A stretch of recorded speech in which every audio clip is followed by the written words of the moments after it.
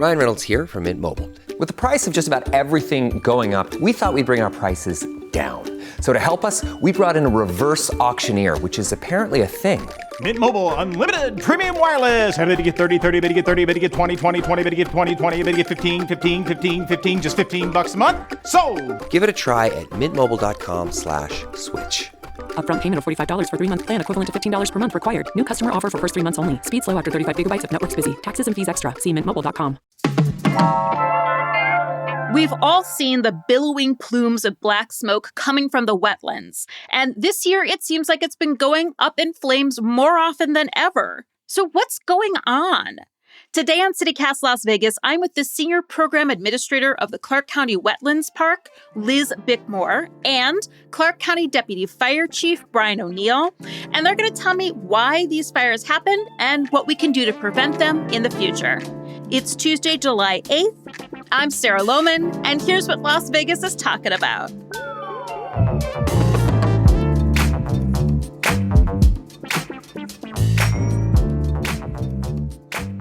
Chief O'Neill, Brian, Liz, welcome. We've had 4 fires at the wetlands so far this year.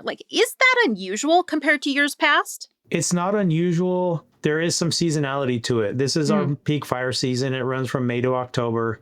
This is a period of time in Las Vegas where the desert conditions really take over. We start getting into high temperatures, really low humidity, and some of our higher winds. And so that really drives that fire behavior, dries out the fuels. Having a 100-acre fire just outside of your back door, that is not normal for us, and that doesn't happen frequently. We had a pretty significant fire here a few weeks ago that was just over 100 acres. That is a big fire just outside of the city limits, and that's not something that we normally have.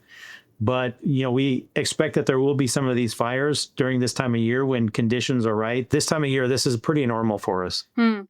Liz, how are you feeling? Do these fires seem bigger? Again, working sort of on the perception and, social media, or is it social media that's making it seem like they're bigger and more frequent? Well, and on behalf of the Wetlands Park, we could have a fire out here any time of the year. So I think because we had 4 fires in 4 months, I think really the spotlight is on Wetlands Park right now, but these fires are happening all over the West. So my next question is, why are these fires happening? Does it have to do more with the broader climatic conditions out in the West? And, are there special circumstances at the wetlands that are creating these fires? Well, I think if I could take that one, there are a couple of things that are contributing to some of the bigger fires here. The wetlands area and the wash used to be pretty far away from any developments that were around. So over the last decade, probably, Las Vegas continues to grow. Development is much closer to it than it ever used to be. There's more people that are accessing areas that want to get out of the city. So they're going out into some of the natural spaces that we have around the city. A lot of it is coming down to some of the human behaviors that people bring into the natural spaces when they go to enjoy it. They're bringing the risk factors with them. Can you be more specific? Well, we are in stage 1 fire restrictions here in Southern Nevada, which limits the things you can do out in the public spaces. Things like smoking. People should be ensuring that their cigarette butts are out. They should not be smoking around dried brush and grass that's fully cured and it's ready for just a single ember to catch and ignite it. Campfires and fires in general, recreational fires, anything like that, people should not be engaging in that sort of activity. Shooting is one of the main causes of fires that we have here in Southern Nevada.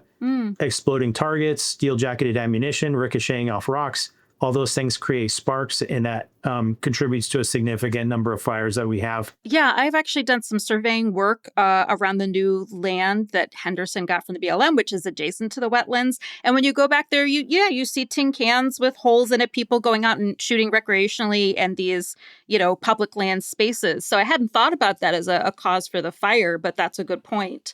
Do we know what caused this most recent fire, the 110-acre fire? I don't believe that a cause was determined. It was undetermined. It was accidental.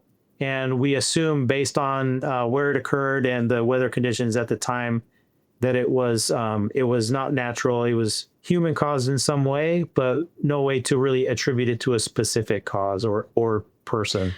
So is the fire season here broadly in southern Nevada getting worse? It's cyclical. Honestly, it's really cyclical. So we'll have wet years where there's a lot of grass that will grow as a result of excess or more than normal rainfall. Over that year, that grass fully cures out. It becomes ready to burn. Some of our values, heat release rates and fuel values increase, and it makes us susceptible for higher fire seasons. And then eventually it just catches that spark and it takes off and we have a high fire season. So it's a cyclical process. We actually have fewer fires when we have more drought. When we kind of get back into our normal period, it allows more grass and brush to grow back. And then as that continues to dry back out in subsequent years, then we run into those high fire seasons again. Yeah, 2 summers ago was a particularly wet summer, I remember. There was a lot of growth. Liz, I want to ask you what some of the impact and consequences of these fires are in the wetland. What does it mean? Well, let's start with the wetlands ecology. What's the impact there when we see something like 110 acres burned? So this most recent fire occurred downstream of Duck Creek, which is predominantly what we call common reed, or Phragmites is the scientific name. So the majority of that is just a big wetland area. And to be honest, with common reed being the monoculture there, it's kind of poor habitat quality. So I'm not sure if you're aware, but common reed grows very dense. It can continue to grow, for 10, 20, 30 years. And so actually fire sometimes can be helpful to clear out these areas and clear out that thatch and reduce the fuel load.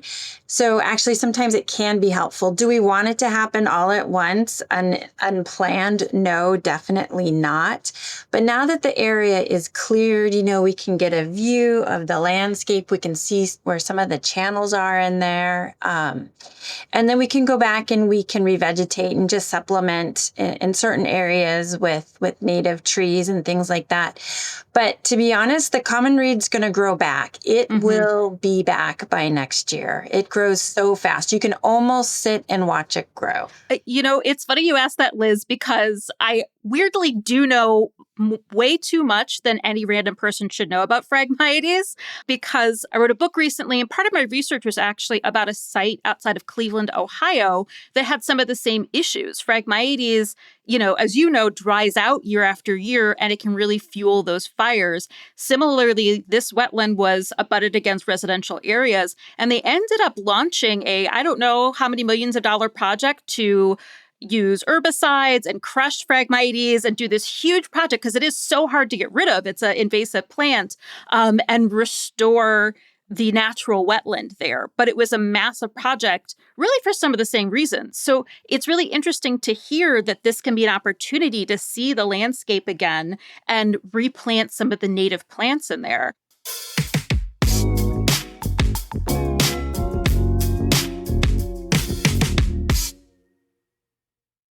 Have you heard about Shakes Play? It's a week-long Shakespeare adventure for young creators. This fun and physical theater camp, presented by the Nevada Shakespeare Festival in partnership with Nevada School of the Arts, invites students to collaborate, create, and perform in their own adaptation of some of Shakespeare's most thrilling works in just 1 week. Shakes Play. It gives young people a supportive, creative, and fun environment to discover the thrill of the theater arts. Nevada Shakespeare Festival's unique style and wildly funny approach to the bard fosters self-confidence and enhances the academic and free-thinking skills of Nevada's youth while instilling a lifelong appreciation for the arts. Open to students 10 to 17 years of age, Shakes Play runs July 14th through the 19th from 10 a.m. till 2 p.m. at Doral Academy, Red Rock. To find out more and sign up your young thespian, visit NevadaShakespeareFestival.com. That's NevadaShakespeareFestival.com. This episode is brought to you by San Pellegrino Ciao, a new kind of flavored sparkling water. The kind made with real fruit juice, a pinch of Sicilian salt, and the sparkle of the Italian sun. With no added sugar and just 10 or less calories per can, enjoy. With love, from Italy. By San Pellegrino Ciao now. Do you have other plans for Phragmites remediation? Is there ever a chance that we can get in there and get rid of it and really repopulate this area with wetland plants? Well, I want to take even a bigger step back. And the Wetlands Park is 2,900 acres. And in the early 2000s, we had about 1,500 acres of tamarisk out there, which is also a high fuel load plant. And also invasive, isn't it? Oh, yes, absolutely. It's a noxious weed. It's a state-listed noxious weed. So we, since early 2000, we, along with our partners, including SNWA and our federal partners like the National Park Service, Bureau of Land Management, state partners like NDF, U.S. Fish and Wildlife Service, we work very closely together to manage for these invasive plants and reduce the fuel load because, again, I grew up here and the wash, or what they used to call the swamp, burned every year, human induced mostly, I'm sure. So we do a lot to help remove those plants. So we've actually gotten the number of acres from 1,500 of tamarisk down to 20 acres. And that 20 acres is distributed all throughout the 2,900 acre park. And then the same thing with the reed. We actually, some of these fires would have been even bigger and more devastating in the nature preserve. We work with the Bureau of Land Management to remove somewhere between 4 to 8 acres of Phragmites that was a complete monoculture, meaning that is 100% common reed. You couldn't walk through it. It like smothers the other plants from being able to grow up too. It interlocks its root system, correct? That's exactly right. So it, like you said, it dies back and then it grows and it dies back. So the root system, the stolons can actually be, feet deep into the surface, and that completely keeps out other plants. So when we remove the reed, it was right up against really big, beautiful trees, we had a fire a few years ago, and had we not removed that reed, that fire would have carried through that as well. So we really, really work hard to remove Phragmites, to remove tamarisk, to remove many other noxious weeds and reduce the fuel load. We create fire breaks. Again, we lean on our federal partners, Clark County Fire, to tell us, this area you should remove because we need to get our trucks in there in the future. And so we worked really hard to make sure that our neighborhoods are safe and we have those fire breaks around our neighborhoods, that we have them all throughout the vegetation so that fire can get in there and, help knock back these fires when they take place.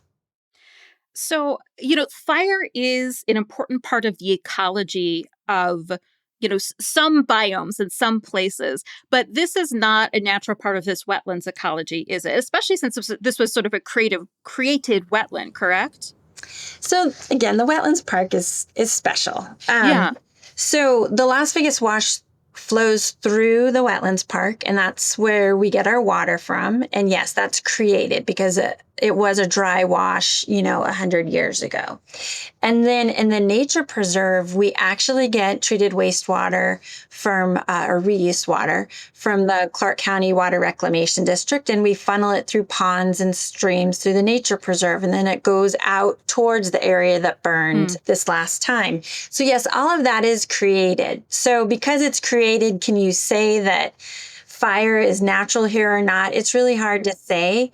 But in natural wetland and riparian areas, disturbance is part of the ecosystem. And so those plants are adapted to that. They're used to having, big storms come through and pull out vegetation. They're used to lightning strikes and, it would come and burn portions of it. I think what's important to know is that we try to make the most of these fires and make changes when we can to change the landscape and create these fire breaks. And You know what? When fires do happen out here, it is very sad because, there could be nesting birds or there could be wildlife that perished, but it also opens up the landscape that brings other wildlife in. You see coyotes hunting out there. You always see an egret out there hunting because now it can get access to that water and catch those fish.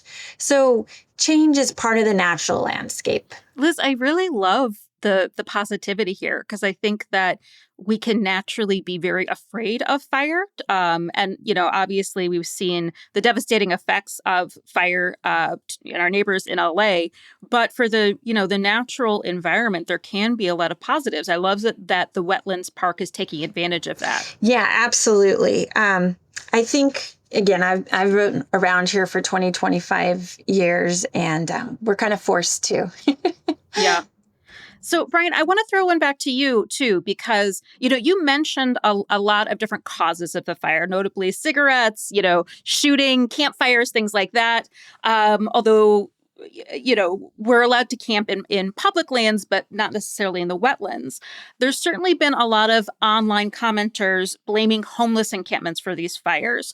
Do we have any evidence that anyone who was unhoused was involved with the start of these fires at the wetlands? Well, like I said, we don't know the causes of them. They've been ruled to be undetermined. So we can't say exactly who caused it, how they caused it, how it started.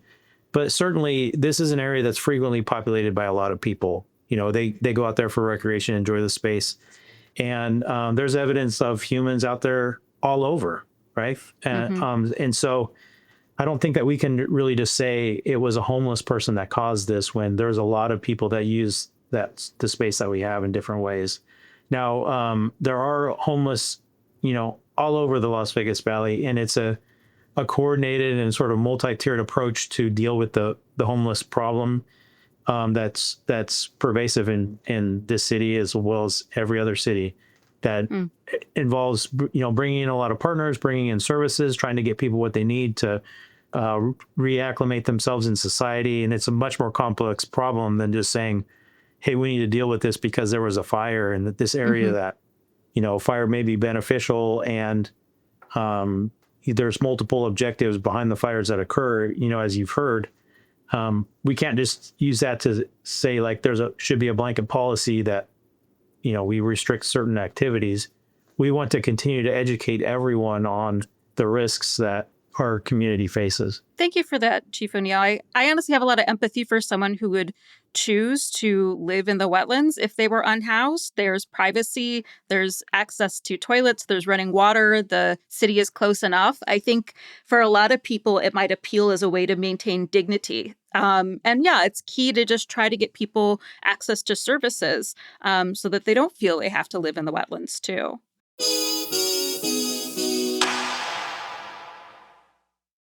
My cat Freddie loves to be brushed and cuddled. But stirring up his cat allergens meant sneezing and itchy eyes.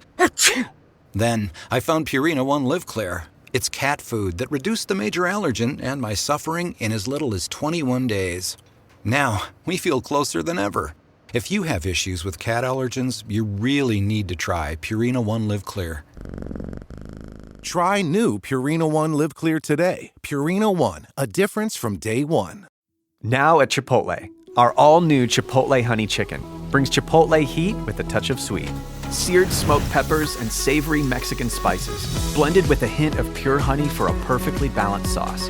All combined with fresh, tender chicken hot off the grill, served up in your favorite burrito or bowl. New Chipotle Honey Chicken takes heat and sweet to a whole new level. But it's only at Chipotle for a limited time. Order now in the app for pickup or delivery. Chipotle, for real. So you mentioned, Liz, fire breaks as one of the methods that you and the fire departments are using to prevent the spread of these fires. Are there other things that you're doing to help prevent these fires moving forward, or is that even possible? Yes, we're always thinking about that. So again, we manage the Wetlands Park as a nature park. Our mission is to protect the resource while providing opportunities for the public to come out and recreate.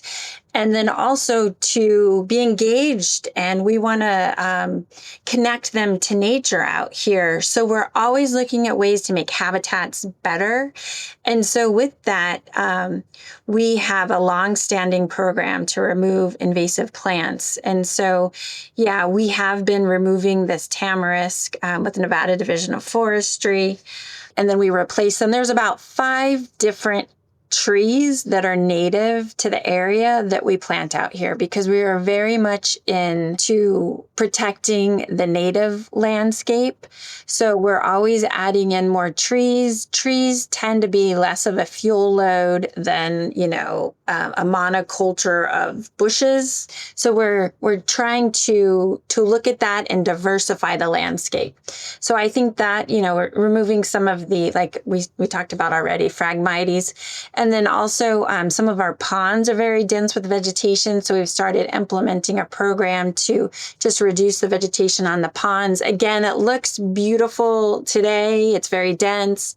If we remove some of the vegetation, then it opens it up for wildlife. People can see into the pond. So just implementing steps like that. And then also just creating these trails. So yes, it could be a fire break. It can also be a nice trail for the public to come and visit. And it also could be a nice trail for a little critter, like a coyote to hunt through and get access into areas. So those are the kind of steps that we're taking. Liz, is there anything that community members can do to help out the wetlands? So, what's really nice? Again, we always try to make the most of the challenges that we face every year here at the park. I think that's true for any government employee. We have had a huge outpouring of support for the park, especially with this most recent fire. But we have a very robust volunteer program. So if somebody wants, loves the park and wants to contribute in some way, there's lots of ways they can do that. They could come and join us and be a volunteer with us. We do stewardship all throughout the cooler months. They could come sign up for that. They could also be a long-term volunteer. We also have more than 140 volunteers that are with us every year and contribute in many different ways. We also have lots of programs and events all year round. They also could contribute, financially if they wanted to. We have a donor program. We also just accept donations. And then we have a Wetlands Park Friends.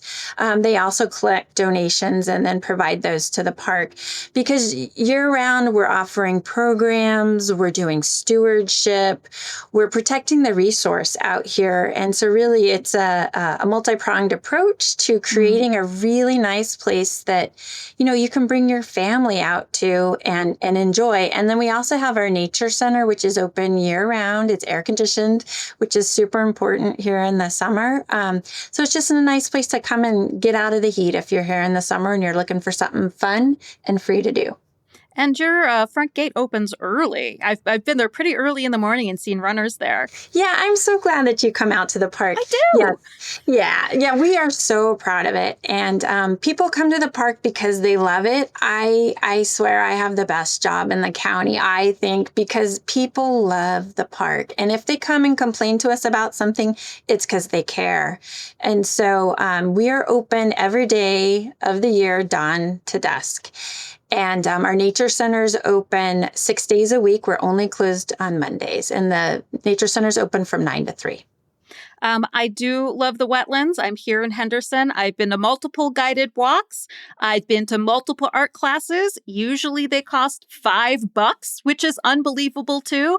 And every time I go, your volunteers are on the job trying to get me to volunteer. So maybe that will happen before too long. Oh, that's great to hear. I'm going to give them some kudos for that. Thank you. Yeah, seriously. Liz and Brian, thank you so much for all the work that you've been doing. And thank you for keeping our parks and our homes safe. Thank you so much. Thank you for having us.